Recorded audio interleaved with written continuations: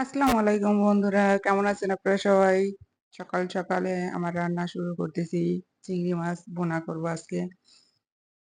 চিংড়ি মাছ ফ্রিজ থেকে বের করছি। ওই সাইডে দেখেন বেসিংয়ে প্লেট রেখে দিছি, সকালের কাজ শুরু। তো চিংড়ি মাছে পানি দিয়ে একটু বরফ ছাড়াই নিব।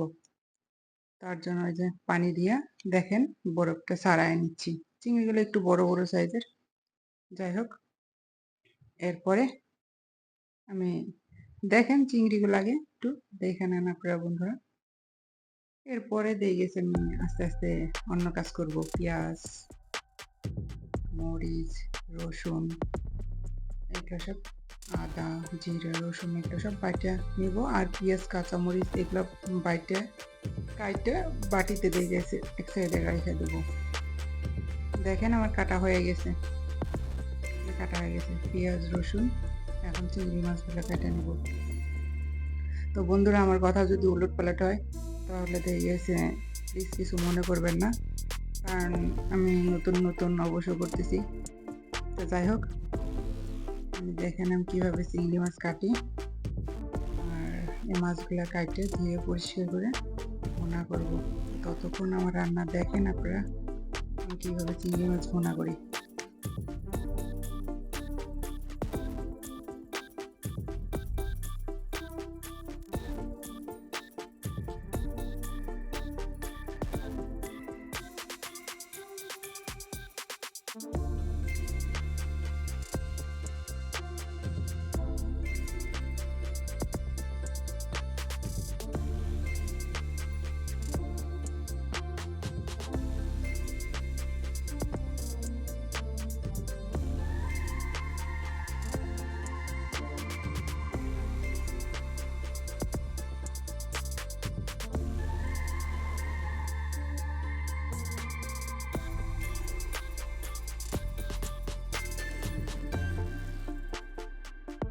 চিংড়ি মাছ কাটা প্রায় শেষের দিকে, কিন্তু এরপরে আমি কিন্তু ডালের জন্য পানি অলরেডি গরম দিয়ে দিচ্ছি গ্যাসের চুলায়। তো চুলায় যে পানিটা গরম দিছি, এটার ভিতর গরম পানির ভিতরে আমি ডাল দিই, যাতে ডালটা দ্রুত ফুটে। তো ডালটা ধুয়ে এখন গরম পানির ভিতরে দিলাম। তো গরম পানির ভিতরে দেওয়ার পরে পানিটা হালকা একটু কমাই নিচ্ছি। এখন পেঁয়াজ, কাঁচামরিচ, রসুন, এর ভিতরে আমি একটু হালকা জিরা বাটা দিই, যাতে ডালটার টেস্ট ভালো হয়। আপনারা খায় দেখেন এইভাবে। তো এখন সব কিছু দিচ্ছি, দেওয়া হয়ে গেছে, সাথে লবণও দিব, দিয়ে ঢাকা দিয়ে রাখবো।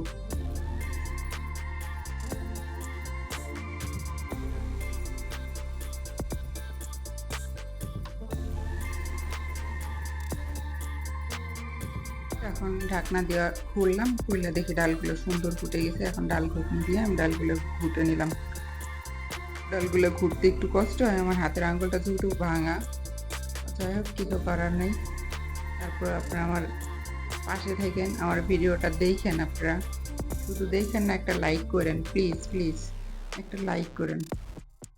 তো হলুদ দিয়ে নিলাম। দেখেন আমি ডালটা কেমনে করি। ডালটা খেতে অনেক মজা হয়।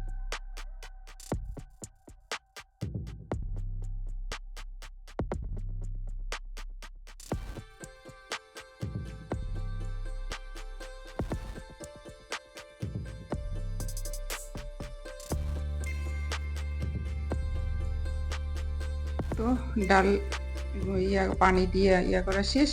এখন আমি ডালের জন্য ফোড়ন দিব। ফোড়নের ভিতর কি কি দিয়ে দেখেন, আমাদের এখানে ফোড়ন বলে পেঁয়াজ, রসুন,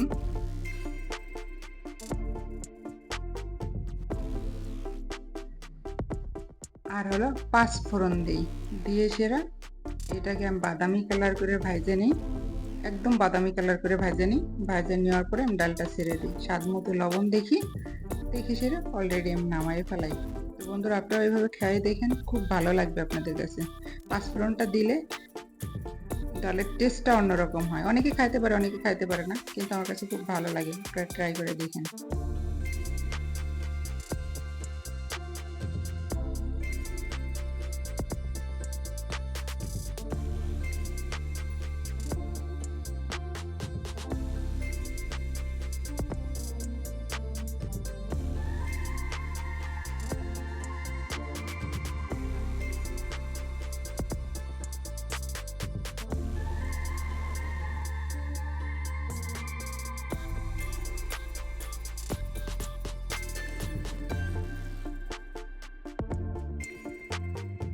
এদিকে ডালটা শেষ করে নিলাম। এরপরে আমি চিংড়ি মাছ ভুনা করার জন্য প্রস্তুতি। তেলটা গরম করলাম, এখন পেঁয়াজ দিচ্ছি।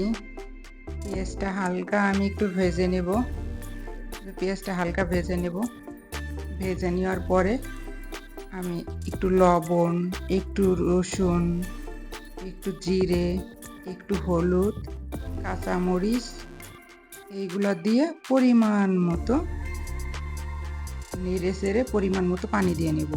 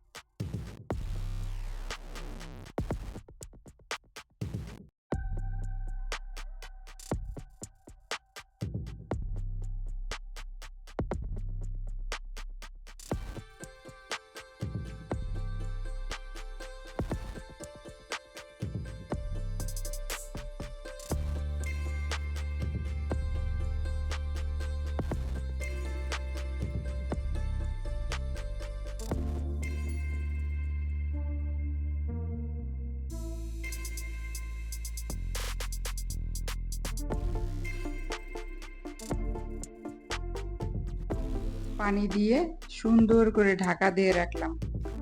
ঢাকা দেওয়াতে মশলাটা আমার সেদ্ধ হবে, মশলাটা কষানো ভালো হবে। দেখেন মশলাটা অলরেডি কত সুন্দর কষে গেছে, আমাদের এখানে কষানো বলে। যাই হোক, মশলাটা মাখা মাখা হয়ে গেছে। এখন এই পর্যায়ে আমি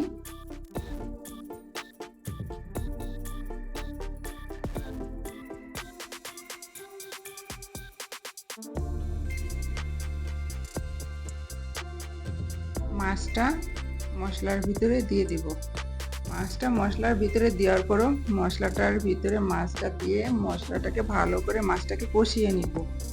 কষিয়ে পরিমাণ মতো পানি দিয়ে আমি ধীরে ধীরে এটাকে জ্বালিয়ে কষিয়ে নামাবো। আর এর ফাঁকে স্বাদ মতো লবণটা টেস্ট করে নিব। পানিটা বেশি না, পরিমাণ মতো। আমার যেহেতু চিংড়ি মাছ অল্প, এর জন্য পানিটাও আমার অল্প দিতে হবে। তাতে কি হবে, মাছের ভিতরে মশলাগুলো সুন্দর মতো ঢুকে যাবে এবং মাছটা খেতে অনেক টেস্ট হবে। তো বন্ধুরা, এইভাবে মাছটা চিংড়ি মাছ ভুনা করে খেয়ে দেখেন, খুব ভালো লাগবে।